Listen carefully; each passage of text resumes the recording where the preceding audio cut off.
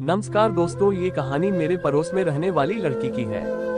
एक दिन मेरे मम्मी पापा 2 दिनों के लिए किसी काम से बाहर चले गए। मैं उनके साथ नहीं गया था क्योंकि मेरे पास आज अच्छा मौका था साथ वह सब करने का। उनके जाने के बाद मैंने आश को फोन किया और कहा मेरे घर आ जाओ, हम दोनों मजे करेंगे। फिर सुबह 9 बजे वह मेरे घर आ गई। हम दोनों ने थोड़ी देर बैठकर बातें की और फिर मैं उसे अपने रूम में लेकर आ गया। ये बात 2 साल पहले की है। मेरे बाजू वाले घर में एक लड़की रहती थी।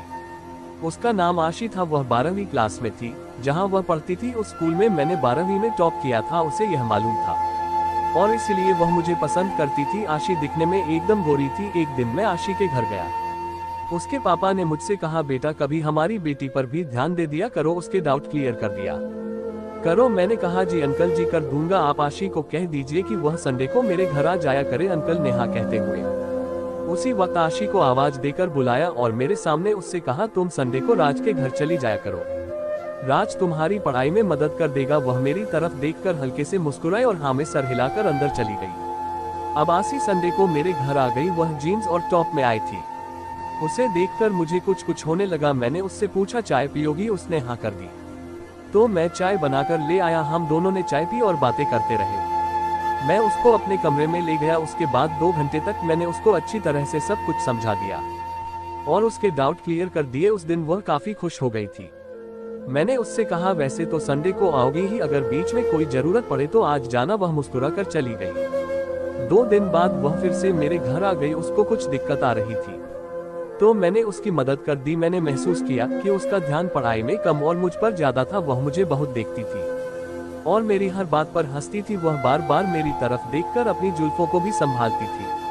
अब उसके ऐसा करने से मेरा मन भी उसकी तरह बहने लगा। मैंने भी उसकी तरफ देखना शुरू कर दिया। कुछ ही दिनों में वह मुझे बहुत पसंद करने लगी थी। एक दिन उसने मेरे फोन को उठाकर अपना नंबर डालकर दिया। मैंने उसकी तरफ देखा तो वह मुस्कुराने लगी। अब वह रोज छत पर आने लगी और मुझसे बातें करने लगी। हम दोनों इसी तरह से एक दूसरे के करीब आते गए। मैंने भी उसको छेड़ना शुरू कर दिया। फिर एक दिन उसने मुझे प्रपोज कर दिया।